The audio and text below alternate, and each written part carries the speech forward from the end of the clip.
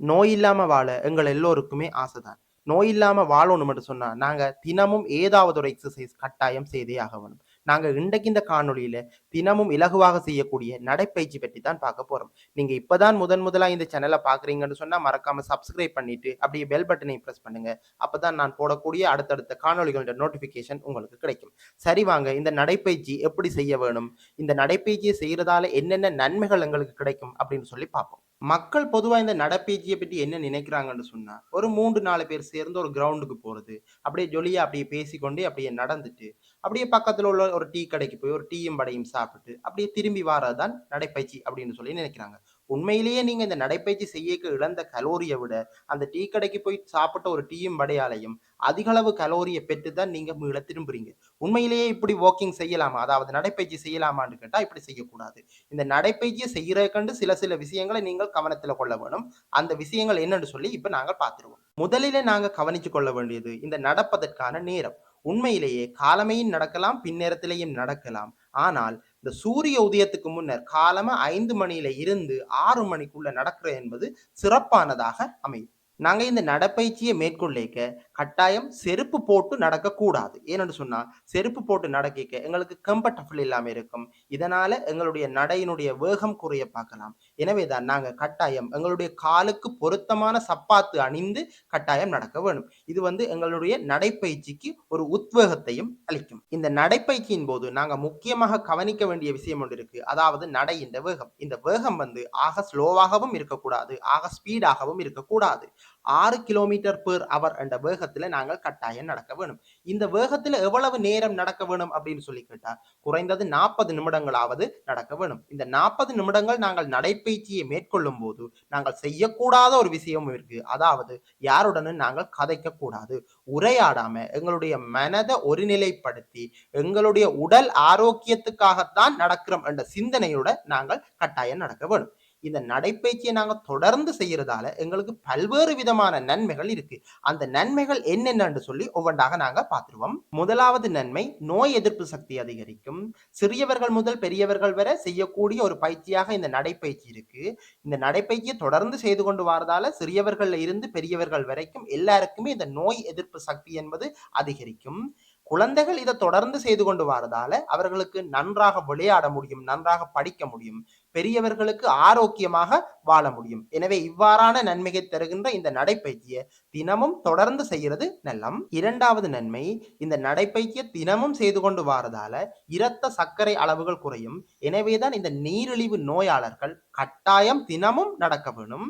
இப்படி நடந்து கொண்டு வரதால அவர்களுடைய சர்க்கரை அளவுகள் குறைந்து அவர்கள் ஆரோக்கியமாக வாழ்வதற்குரிய ஒரு சூழ்நிலை ஏற்படும். எனவேதான் சர்க்கரை நோயாளிகள் கட்டாயம் இந்த நடைப்பயிற்சியை மேற்கொள்ள வேண்டும். மூன்றாவது நன்மை, தவறான உணவு பழக்க வழக்கங்கள், உடற்பயிற்சியின்மை காரணமாக இப்பெல்லாம் நிறைய பேருக்கு இந்த ரத்த அழுத்த நோய் ஏற்படுகின்றது.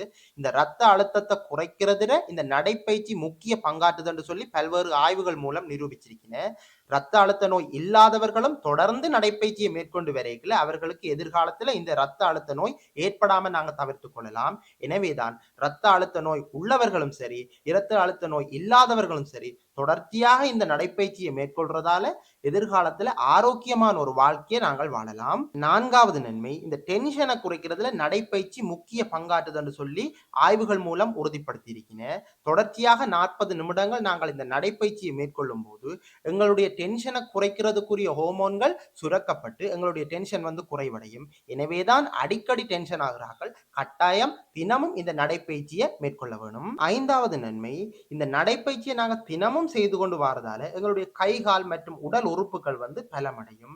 எதிர்காலத்தில் இந்த மூட்டுக்கள்ல ஏற்படுகின்ற பிரச்சனைகள் ஏற்படாமல் தவிர்ப்பதற்கு நாங்கள் இப்ப தொடக்கமே இந்த நடைப்பயிற்சியை மேற்கொண்டு கொண்டு வந்தால் நாங்கள் எதிர்காலத்தில் இந்த மூட்டு வலி போன்ற பிரச்சனைகள் இல்லாம வாழலாம். எனவேதான் இந்த கை கால்கள் மற்றும் உடல் உறுப்புகள் பலமடைகிறதுக்கு இந்த நடைப்பயிற்சி உதவுது.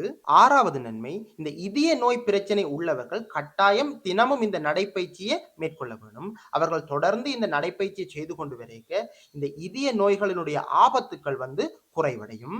7வது நன்மை, இந்த ஆஸ்துமா வருத்தம் உள்ளவர்கள் கட்டாயம் இந்த நடைப்பயிற்சியை தினமும் மேற்கொள்ள வேண்டும். ஏன்னு சொன்னா அவர்கள் தினமும் தொடர்ந்து 40 நிமிடங்கள் நடந்து கொண்டு வரைக்க அவர்களுடைய நுரையீரல் வந்து பலம் பெற்று அதிக காற்றுக்கள் உள்சென்று வெளியில வருவதால எதிர்காலத்தில் இந்த ஆஸ்துமாவினுடைய தாக்கம் இல்லாமல் ஆரோக்கியமான ஒரு வாழ்க்கை வாழ்றதுக்கு இந்த நடைப்பயிற்சி உதவுது. எனவேதான் இந்த ஆஸ்துமா பேஷண்ட்ஸ் கட்டாயம் இந்த நடைப்பயிற்சியை மேற்கொள்ள வேணும். இந்த நடைப்பயிற்சியை செய்யறதுக்கு எந்த விதமான வயது வேறுபாடோ பால் வேறுபாடோ இல்ல.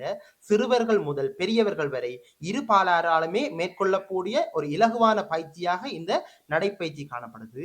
இந்த நடைப்பயிற்சியை நாங்க தினமும் செய்து கொண்டு வரதால எண்ணற்ற பல நன்மைகள் எங்களுக்கு கிடைக்கும். இந்த பயிற்சியை நாங்கள் தொடர்ந்து செய்து கொண்டு வந்தால் எதிர்காலத்தில் ஏற்பட போகின்ற பல்வேறு நோய் நிலைமைகளில் இருந்து எங்களை நாங்கள் பாதுகாத்துக் கொள்ள முடியும். எங்களுடைய உடல்ல வியாதிகள் ஏற்பட்ட பின்னர் இவ்வாறான நடைப்பயிற்சியை நாங்கள் மேற்கொள்றதை விட வருமுன் காப்பதற்காக இவ்வாறான நோய் நிலைமைகள் ஏற்படுவதற்கு முன்னரே இந்த நடைப்பயிற்சியை தினமும் நாங்கள் செய்து கொண்டு வந்தோம்னு சொன்னா பல்வேறு நோய்களிலே இருந்து எங்களை நாங்கள் பாதுகாத்துக் கொள்ள முடியும். இவ்வாறு பல்வேறு நன்மைகளை தருகின்ற இந்த நடைப்பயிற்சியை நீங்களும் தினமும் மேற்கொண்டு ஆரோக்கியமான ஒரு வாழ்க்கையை வாழ்ந்து கொள்ளுங்கள். மீண்டும் புதியதொரு காணொளியில் சந்திப்போம். நன்றி.